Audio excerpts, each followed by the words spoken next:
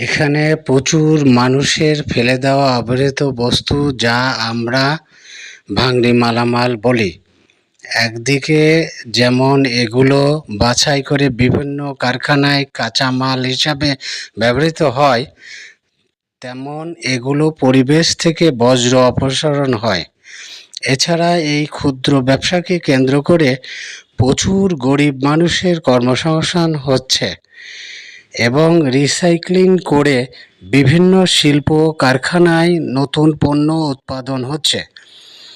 এতে করে এগুলো একদিকে গরিব মানুষেরা যেমন আর্থিকভাবে লাভবান হচ্ছে, তেমনিভাবে বিভিন্ন কারখানায় নতুন পণ্য উৎপাদনে সহায়তা হচ্ছে।